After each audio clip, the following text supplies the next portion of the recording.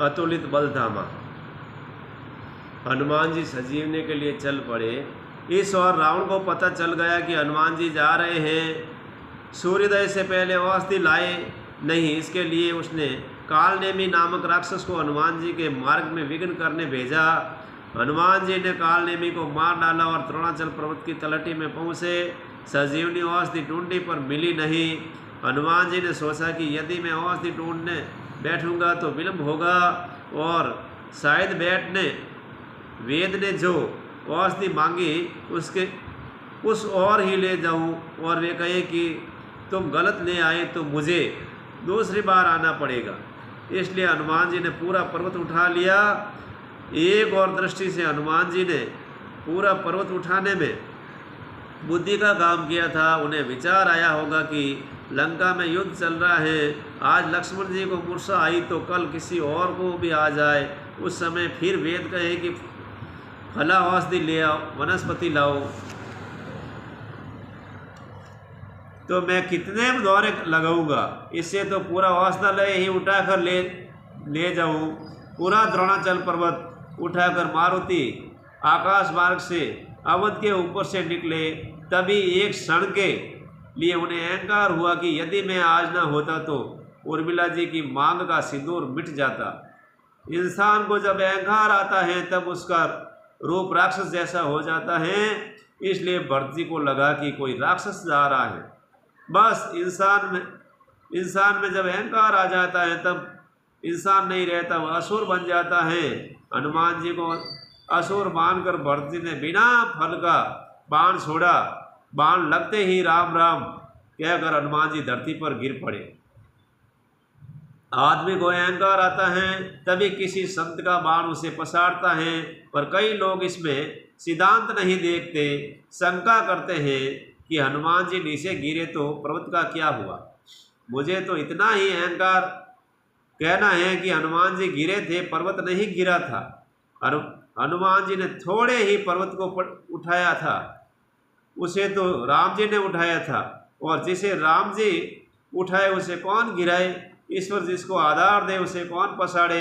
बाबा जी कहते हैं राम राम कहकर हनुमान जी धरती पर गिर पड़े।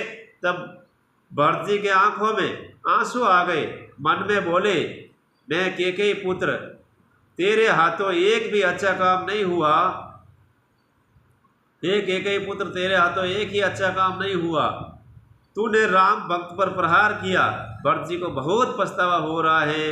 वे हनुमान जी को जगाते हैं, पर हनुमान जी को गुस्सा आ गई। आंख में आंसू के साथ भरत जी बोले, मन कर्म और वचन से राम के चरणों में मुझे यदि सच्चा प्रेम हो तो ये बंदर दुख से मुक्त हो जाए। हनुमान जी में संचार होने लगा। खड़े हुए पूछा, मुझ वज्रदेह को ऐसा भयंकर बाण मारने वाले आप कौन हो। मुझे संशय है कि रघुवंशी के सिवाय ऐसा बाण किसी का नहीं हो सकता। आप रघुवंशी हैं? भरत जी ने बोला, हाँ, मेरा नाम भरत है।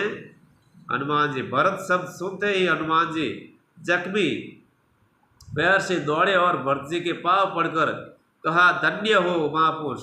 रात दिन राम जी का भजन और राम जी का काम करने वाले हम राम जी को बहुत याद करते हैं, पर राम जी हमें याद करते हैं कि नहीं, इनका हमें पता नहीं। पर जब हम राम जी के पैर दबाते हो तब नींद में ही राम जी भरत भरत बोलते रहते हैं। उस संत के दर्शन करने की कई दिनों की इच्छा पूरी हुई। फिर तो हनुमान जी ने भरत जी को सीता जी के अपहरण की लंका में चल रहे युद्ध की और लक्ष्मण से मूर्छना की सारी बातें बताई। यह सुनकर भरत जी रो पड़े। भरत जी ने तो नहीं लिखा, पर एक ऐसी कथा है कि हनुमान घिरे तब सारी अयोध्या में बात फैल गई। लंका में युद्ध चल रहा है और लक्ष्मण जी मूर्छित है। समाचार सुनकर कौशल्या जी, कैकेयी जी, सुमित्रा जी, उर्मिला जी तथा नगर जन हनुमान जी से मिलने नंदीग्राम आए। रामायण के संत कहते हैं कि हनुमान जी के मुख से लक्ष्मण जी के समाचार सुनकर पूरी अयोध्या रो पड़ी, पर दो जने नहीं रोए, एक सुमित्रा जी और दूसरी उर्मिला जी। लंका में लक्ष्मण जी मूर्छित थे। यह सुनकर सुमित्रा जी शत्रुघ्न की ओर देखा और बोली, बेटा शत्रुघ्न, लक्ष्मण मूर्छित हैं और तू अभी तक जीवित है, जाओ बेटा, अपना राम अकेला नहीं पड़ना चाहिए। बोलो राम जी महाराज की।